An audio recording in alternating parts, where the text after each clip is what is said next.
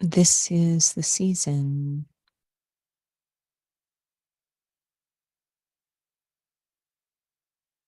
of the festivals of light.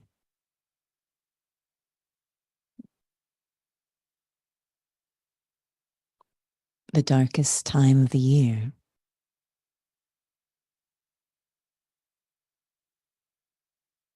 when we're pulled to celebrate light. Every human soul has so much love, such an attraction to light, to being light, states of lightness.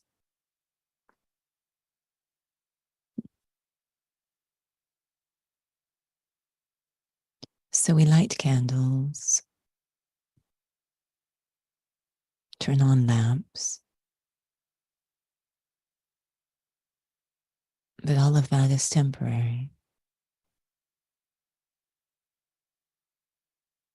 How to light that within and sustain that light.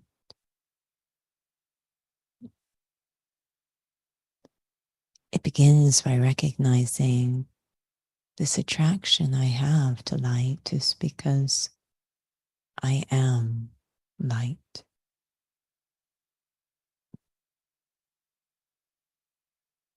I, the life within this body,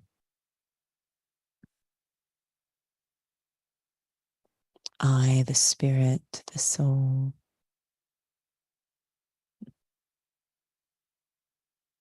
I am a spark of living light.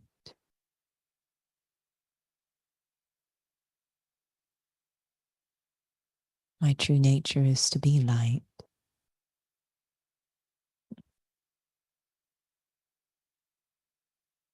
But more and more, I turn to the outer world to sustain the self.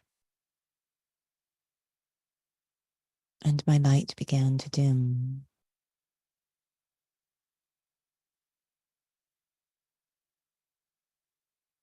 Where can I turn to nurture the light and lightness of the self?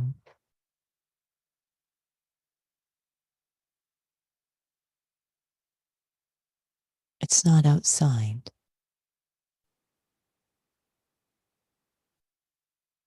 The source of light is beyond everything physical. I, the soul, the spirit, seek a spiritual source of light. And at times of heaviness, of darkness, I remember the supreme light.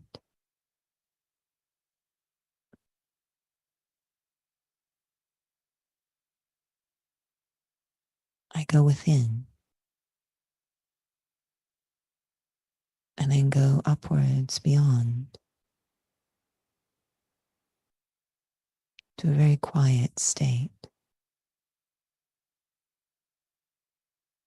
where I, the being that's meant to be light, I can be completely and only connected to that supreme light,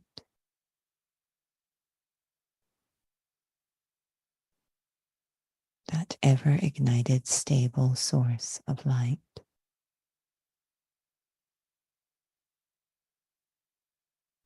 As long as I connect there, I remain light. No matter what is happening around me, outside me, I remain light.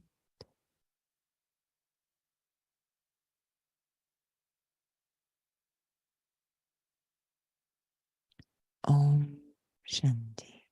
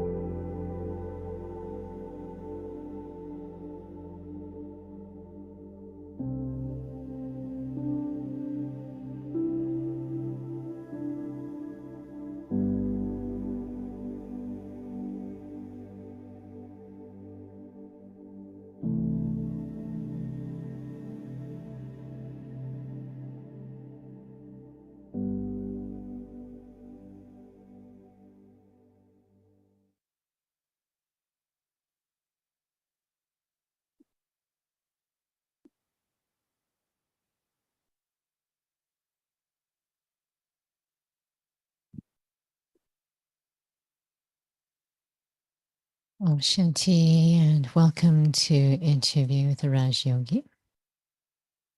So, one reminder, we have shifted the timings so that there is meditation for 25 minutes from 6:30 to 6:55.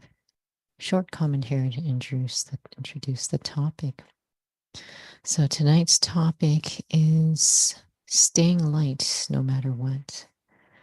And I was actually reminded of the evening program we had on Sunday about the different meanings of light. And it's interesting you were sharing that when they asked us of young children, they had, I'm not sure how many definitions of it, but could you share a little bit about this light in terms of this topic, staying light, and those various definitions in terms of the relevancy for tonight?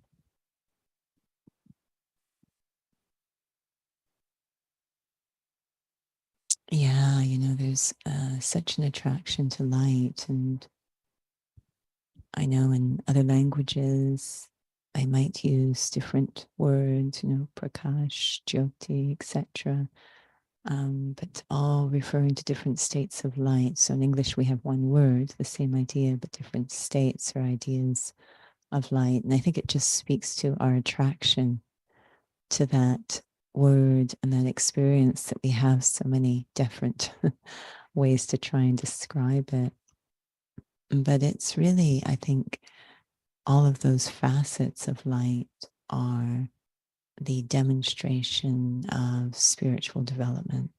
So the essence, of course, with spiritual development is that I'm a spirit. I am a being of light. I mean, that's the foundation. And from that foundation, all these different aspects of light emerge. So I'm now protected from becoming heavy by virtue of that awareness. Even in perhaps challenging situations, I can remain what we call light. There isn't waste or heaviness of the mind. And the idea of power, again, when the light goes on, it indicates, even with the camera, that it's operating, that there's power there. And also the purity. So light and the connection to purity. So all of these are just giving a more full experience rather than just visualizing a point of light, but the state of that stage. What does it mean? There's that lightness, there's that power, there's that purity. And of course, the last one is the truth, the enlightenment. This aspect of truth and enlightenment, of just to be aware of myself as being a soul. What has your personal experience been like? Just as I was thinking a lot lately, you can't just think about being light, just have light thoughts. It feels like eventually you need to come to a stage where just that quality of being is just who I am versus, okay, I'm gonna try to be light right now. I think what the study teaches us is there's two stages. There is becoming and being. So we want to just be light naturally. But moving from not being light to being light requires a journey of becoming light. And that's where the light of understanding is really, really important. I can't believe how many times I might start to have heaviness or waste or something inside, and then shedding the light of understanding. When we see the light of understanding in spirituality, it means I'm remembering the truth and also experiencing it. And it helps to address or resolve what might be happening in the mind. And that's necessary in the journey until it becomes my natural state. I don't have to use that enlightenment or understanding. It's not just I'm stable or ever ignited or it's natural, but to getting to that point, the light of understanding is really important. Can you share what your personal experience has been through the years of just kind of reminds me of driving a car. You're told there's the rear mirror, there's the speedometer, there's also the side mirrors, and everything seems like so overwhelming to try to handle. And eventually there's some connecting essence that you're able to actually drive properly and do what's needed, but there's very little thinking. It's not that you're not thinking, it's just something flows. the way the spiritual study of Raj Yoga is structured, we compare it to being like a tree. That if you can get the seed and address the root issues, but if you can get the seed, then you kind of get the whole tree. So, what's the one or few things I need to focus on? So, all those other aspects, rather than trying to go with each one separately and hope it comes together, what's that one thing that I need to focus on so that I can enjoy all those other benefits naturally? So, that's really, I think, time and again, I've found for myself personally, if something's going on inside and it might feel like it's getting heavy or dark, I could try to do, if you call it hand-to-hand combat, I could try to address those thoughts or feelings directly. That is according to the content, and that will probably lead to more expansion. Or, we're kind of enlightened as to what's behind that kind of thinking, and address that. It usually is, I forgot myself. That's usually at the seed of everything.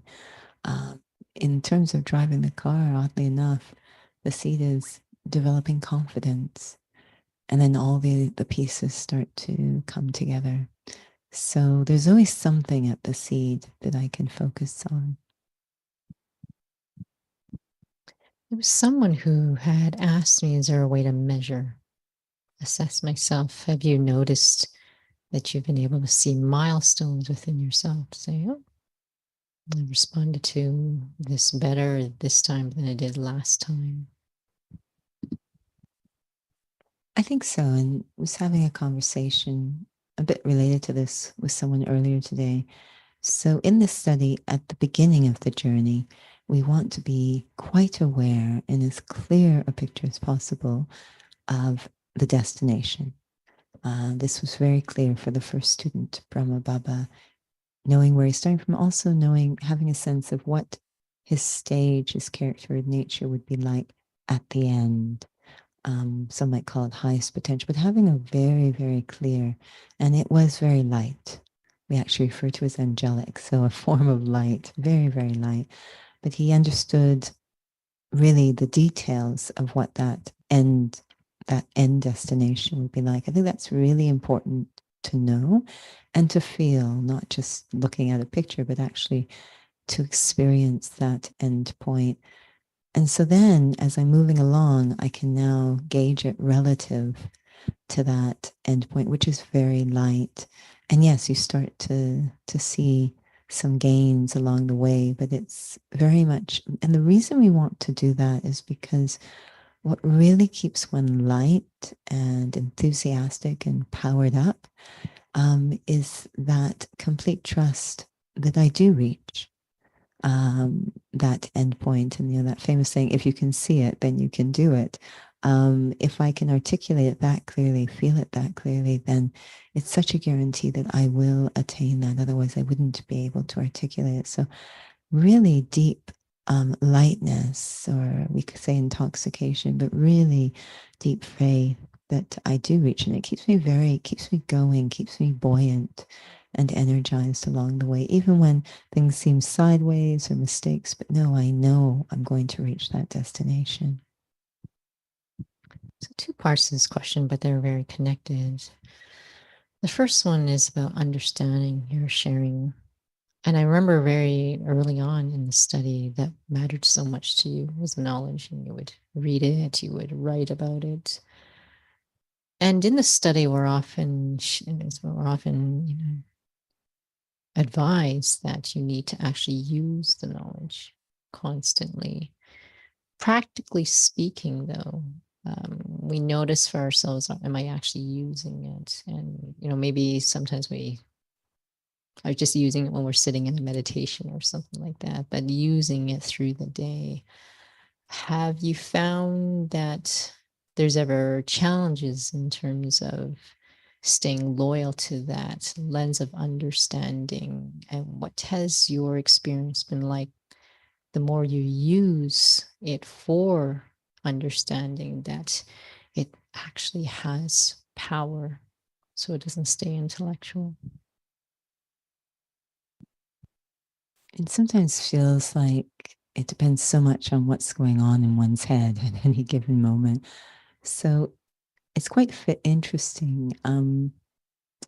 In a fitness class, I'm going to take an example of a high choreography class because it's so mentally engaging. So, for example, step. I'm thinking of a particular step instructor who's very gifted. So, if someone was to just listen, be blindfolded, and just listen to the class, not even doing it, just listening to the class, what they're going to hear is the instructor constantly cueing. He's constantly cueing. So, what that means is my head has no time, no space to think about anything else. It's just this constant, if we say script, that he's speaking. Usually we've got other stuff going in our head. So it really depends on whether it's scriptures or script. So when we are exposing ourselves so much to the knowledge, we're actually starting to create a different script in our head, as opposed to this is a huge part of being able to use it. It actually has to be happening in my head.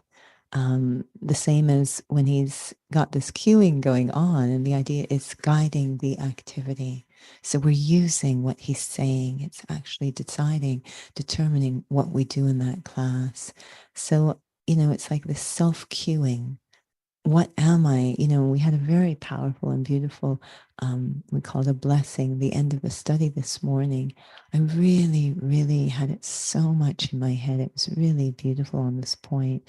This idea of taking care of and increasing, whatever treasures, whatever understanding I have received, do I know how to take care of it? And do I know how to increase it? And the taking care was attention, checking attention. What actually, I won't use it if it's not even in my conscious awareness. So it's really a lot of checking what's going on in my head so that it's at least available. I'll remember to use it.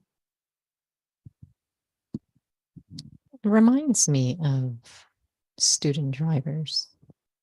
I feel they are actually better drivers than those who've been on a road for a long time because of carelessness, cutting corners, and so forth. And so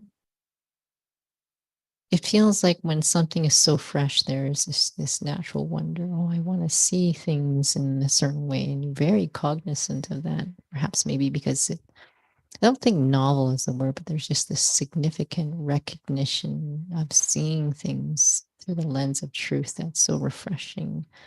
And through the years, what has your experience been like? Because I have noticed actually you're very particular in a good way in terms of seeing things in that way.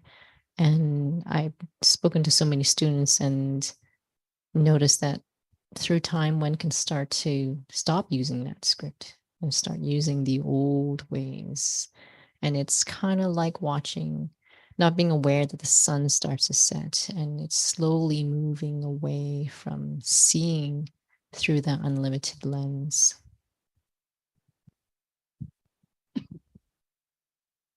I think we could look at the example of the first students, the original students, we call them the first students of the Brahma Kumaris, that the level of enthusiasm they had every day to study spirituality, decades into their practice, to study it, to listen to it, um, such deep trust in spiritual light or knowledge.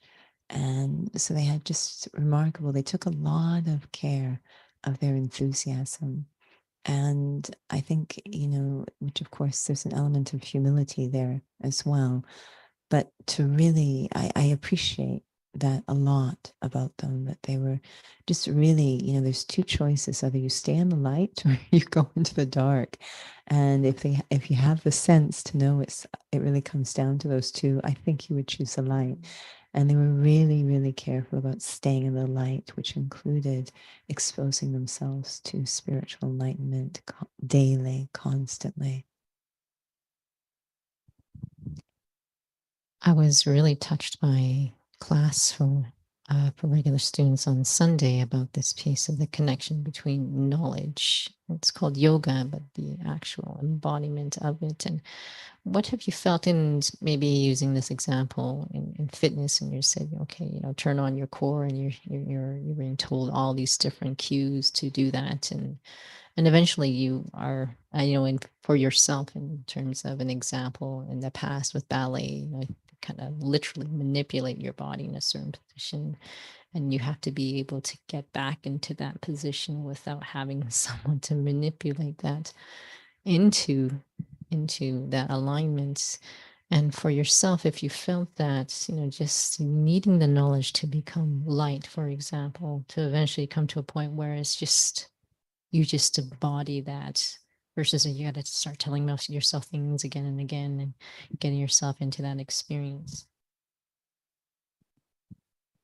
It has a lot to do with awareness, in general, what I can do with spiritual knowledge. So it takes being light to work with light, if you will. So a dancer is effective at what you just described if they have the awareness of being a dancer. Actually, I know many people think it has something to do with the body. It doesn't. All different types of bodies can do it, but what they have in common is they took on the awareness, I am a dancer. And that what makes it possible for them to progress. So spiritual knowledge depends completely on having the awareness, I am spirit.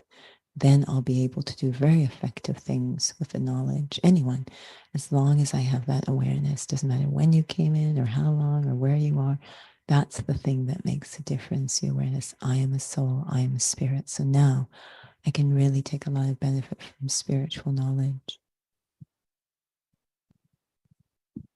I was reminded when you often share about letting go. I know that came up during the Diwali program on Sunday, and you were using an example of just holding your fists so tightly, so tightly, so tightly, so painful, and just to let it go, it just feels so, just a relief to let go.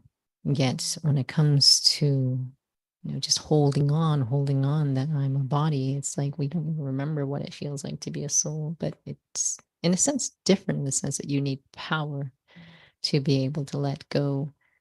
And the reason I was thinking about that from just what you were sharing, I was feeling if there's a connection between the more you accept yourself to be a soul, the more you actually find it much more easier to let go of identifying with the body. But at first, when you're learning, you're told to detach. And like, I don't even know what that means. And you're not even feeling yourself as a soul. And you're not really detaching naturally. It's like actually a reaction. You're kind of rejecting. And these are all very subtle feelings.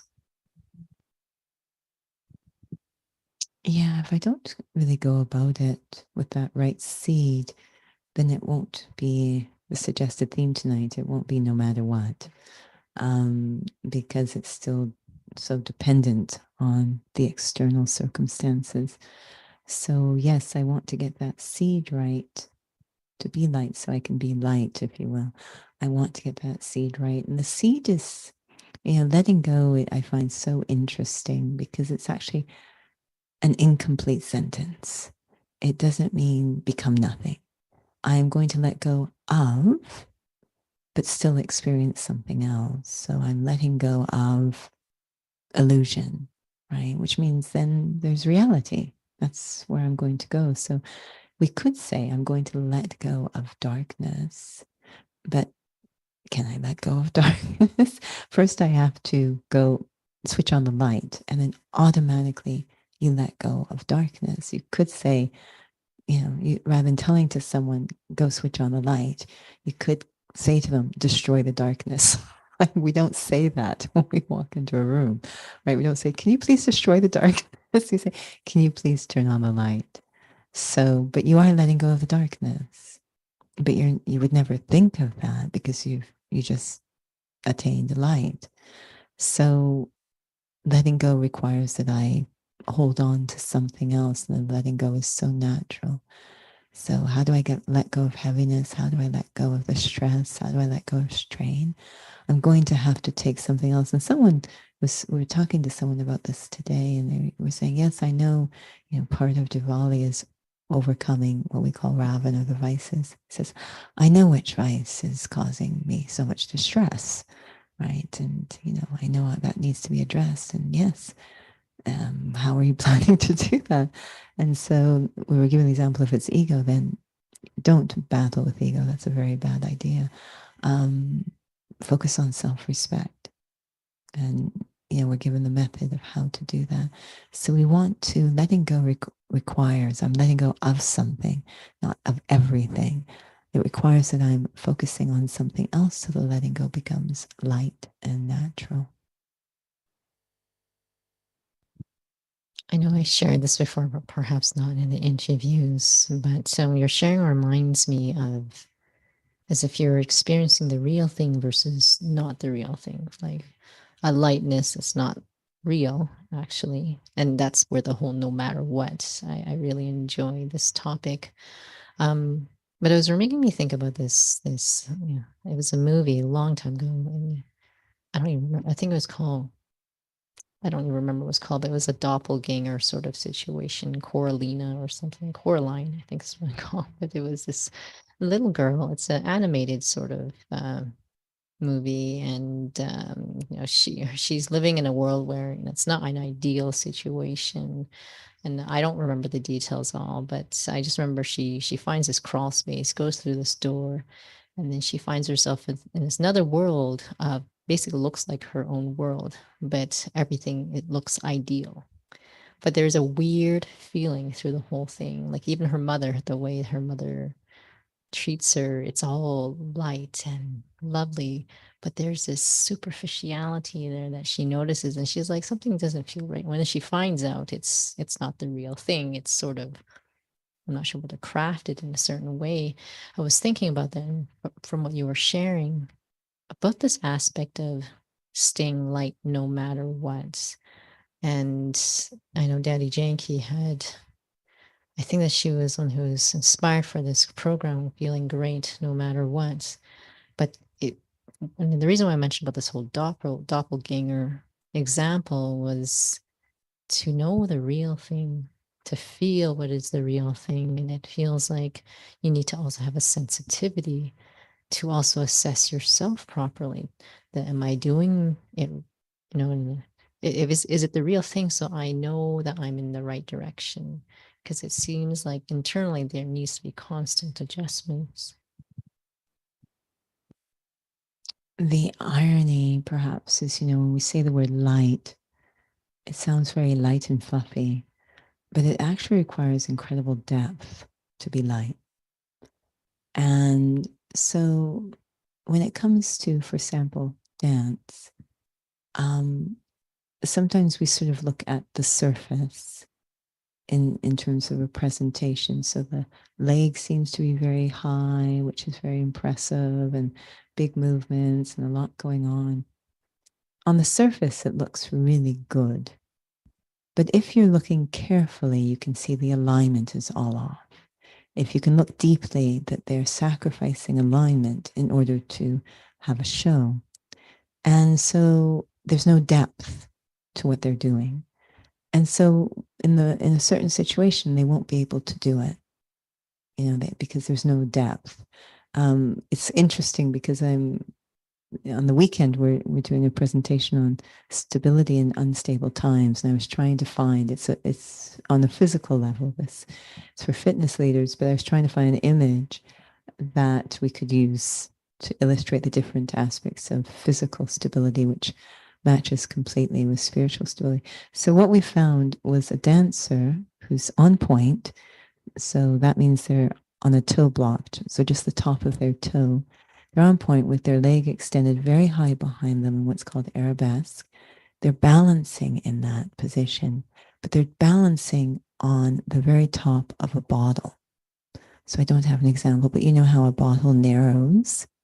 So that the point, the toe block just barely fits on the top of this bottle. They are balancing. This is for real. It wasn't Photoshop. They're balancing in this position. I mean, they were given assistance to get into position, but then they let go and they're on their own. they're balancing on. That is not going to be possible unless there is depth, right? So it won't be no matter what if there isn't that depth, that deep, deep alignment. In this physical example, that won't be possible. So I was really trying to find examples of dancers doing crazy things on unstable surfaces, because it's that idea of stability in unstable times, lightness in heavy times. That requires incredible depth and maturity, like very deep effort, spiritual effort, again, to the seed, right? So it can look really good. You can appear light and happy and fluffy, but there's a saying that most comedians are actually have a lot of pathos and angst inside, right?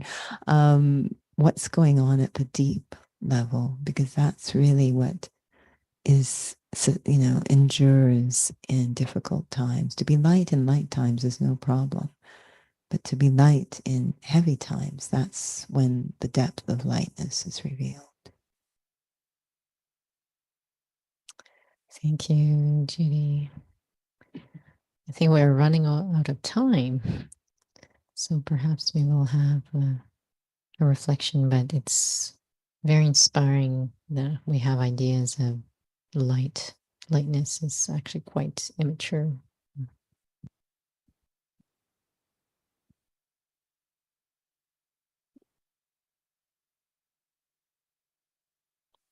We love to have lightness in the mind,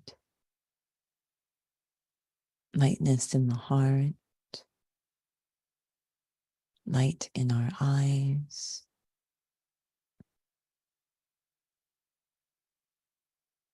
This feeling of being light is connected to being happy, peaceful. But the switch to be light isn't outside. It's not about arranging people and circumstances the way I want so I can be light.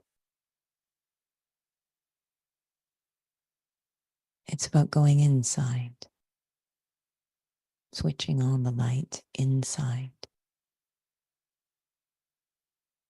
igniting the light within.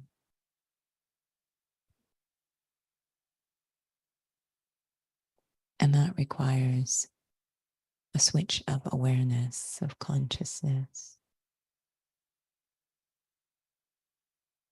To think I am matter, the body, creates heaviness in my consciousness. It's not the body is bad. It's a beautiful vehicle of expression. It's just not me.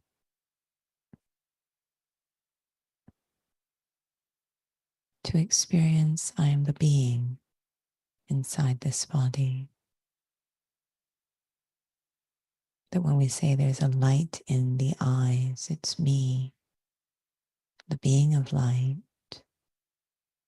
energizing, moving this body, looking out through the eyes, using all the senses. Even now, as I sit here, to become still, very subtle with my attention, very gentle, very light with my attention, so I can touch my own presence inside.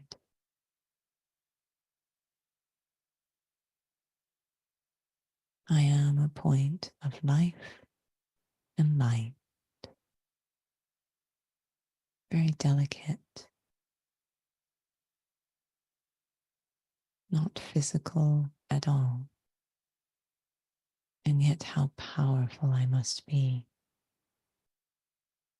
to be able to move this physical body, to express through this body, feeling the delicateness, the subtlety of the sound. So light, and also the power of the sound. so much impact. Switching on the light inside. Om Shanti.